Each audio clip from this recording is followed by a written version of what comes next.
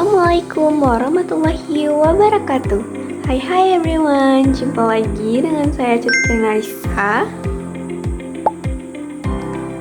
Oke guys, hari ini kita masih dengan tema yang sama, yaitu tentang sistem komunikasi Indonesia. Judulnya beda dong. Pasti kita judulnya bakal berbeda terus guys.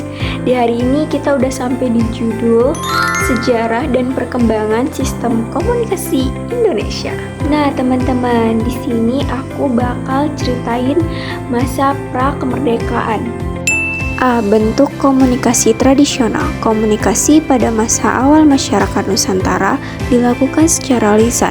Bentuk komunikasi tradisional meliputi 1. Wayang. Terdiri dari wayang kulit, wayang orang. Digunakan untuk menyampaikan cerita, nilai moral, bahkan kritik politik. 2. Seni tutur seperti hikayat, pantun, dan syair berfungsi sebagai media pendidikan dan pewaris budaya. Kesenian rakyat seperti lundruk, ketoprak, lenong, sarah hiburan sekaligus komunikasi masa tradisional. Selanjutnya yaitu masa kemerdekaan. Komunikasi pada saat proklamasi. Proklamasi 17 Agustus 1945 dibacakan Soekarno-Hatta. Berita disebarkan melalui radio Dumai, kemudian menjadi RRI. Radio menjadi alat komunikasi paling efektif karena bisa menjangkau luas. Dan poster, pamflet, surat kabar digunakan untuk menyebarkan semangat kemerdekaan. Komunikasi masa revolusi. Lahirnya Radio Republik Indonesia yaitu RRI berdiri pada 11 September 1945. Fungsinya yang pertama, media pemersatu bangsa. Yang kedua, alat komunikasi revolusi membangkitkan semangat perjuangan. Dan yang ketiga, sarana melawan propaganda Belanda. Kemudian teman-teman, kita di sini juga bakal bahas masa demokrasi terpimpin. Masa demokrasi terpimpin 1959 sampai 1966. Konteks politik.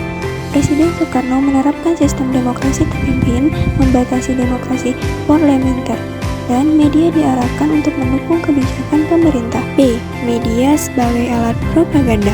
Ideologi Nasakom, nasionalisme, agama, dan komunisme disosialisasi melalui media. RRI dipakai untuk menyiarkan pidato Soekarno secara rutin dan surat kabar diarahkan untuk menyuarakan gagasan pemerintah. C. Kontrol ketat terhadap media. Surat kabar dan media yang tidak sejalan ditutup. Media massa menjadi corong resmi negara dan kebebasan pers semakin terbatas. D. Peran komunikasi politik. Pidato-pidato Soekarno disiarkan luas, berfungsi sebagai alat mobilitas massa. Komunikasi dipakai untuk membangun narasi ideologi dan mempersatu rakyat. Dan yang terakhir, pasca G305 1965, media digunakan untuk menanam narasi anti-komunis. Selanjutnya ada masa Orde Baru. Masa Orde Baru 1966 sampai 1998. Faktor sistem komunikasi Orde Baru. Rezim Soeharto mengontrol ketat media untuk stabilitas politik. Prinsip pers Pancasila, pers harus mendukung kebijakan pemerintah. Fungsi utama komunikasi sebagai alat pembangunan. Radio dan televisi pada masa Orde Baru.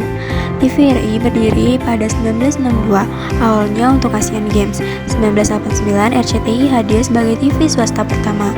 Awal 1990-an mulai muncul SCTV, TPI, Indosiar, dan Antv.